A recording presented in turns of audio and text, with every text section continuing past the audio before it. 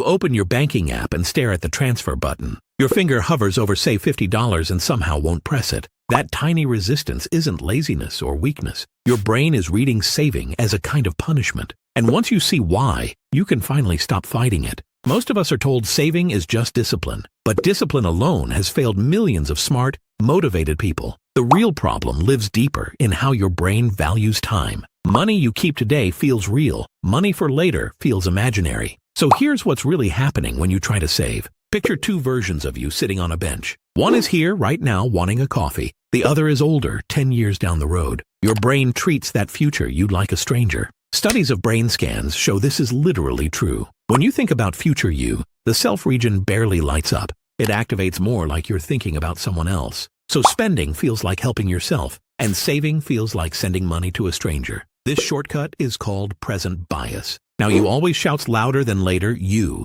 Now you wants the snack, the shirt, the ride. Later you only whispers from somewhere far away. No willpower can fully drown out that volume gap. The fix isn't more shouting back, it's better wiring. Your brain runs on a chemical called dopamine. Dopamine spikes when a reward is close and certain. A coffee in 3 minutes lights it up brightly. A retirement payoff in 30 years barely registers. Economists call this discounting. Your brain calls it boredom. Every year of waiting shrinks the reward in your mind. By the time it's a decade away, it almost vanishes. So saving feels like paying full price for nothing. You hand over real money for an invisible promise. That gap between cost and feeling is the waiting tax. It's the hidden fee your biology charges on patience. And it's why just save more rarely works on its own. Your brain isn't broken. It was built for closer rewards. Berries today, not pensions in 40 years. To save, you have to shrink the weight somehow. Here's the strange part about how we read money. Losing $20 hurts about twice as much as gaining 20 feels good. Psychologists call this loss aversion. So when you move money into savings, your brain notices. The checking balance just dropped. That registers as a loss. The savings balance went up, but it feels locked away. Untouchable money barely counts as yours. So your brain logs the pain and skips the gain. Saving literally feels like losing on the inside. That's not metaphor. That's the math your brain runs. Imagine paying a bill where nothing arrives in return. That's what a savings transfer feels like by default. No wonder your finger hesitates over the button. Discipline is trying to overpower a built-in alarm. We need to mute the alarm, not just push through it. Here's where one small reframe changes everything. Stop calling it saving in your head. Start calling it paying future you instead. Picture that older version of you we mentioned earlier. Give them a face, an age, a quiet morning. They're sitting at a kitchen table drinking tea. Their rent is paid because past you sent money forward. Now the transfer isn't a loss, it's a wage. You're working today and paying your future self for tomorrow.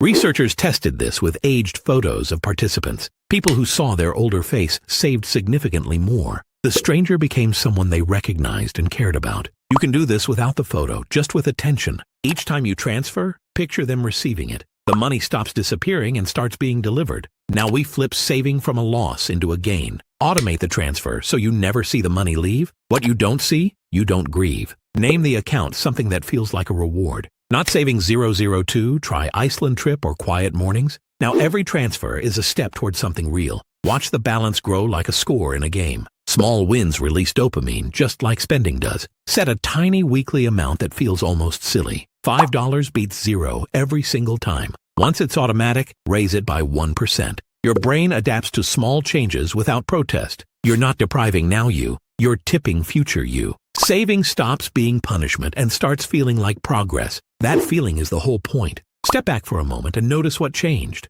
Nothing about your income or willpower is different. Only the story your brain tells about the transfer. The button is the same. The meaning is new. You're not losing money. You're paying someone you love. You're not waiting forever. You're scoring small wins now. Your brain isn't your enemy in this. It just needed a different way to see the same act. So here's one action to try this week. Open your banking app and rename your savings account. Call it whatever future you would smile to see. Then set a tiny automatic transfer and let it run. Next time we'll look at why budgets quietly fail and what to do instead. If you enjoyed this video, please consider subscribing. We'd love to hear what topic you'd like us to cover next. Let us know in the comments below. Until next time, stay happy, stay healthy, and keep being curious.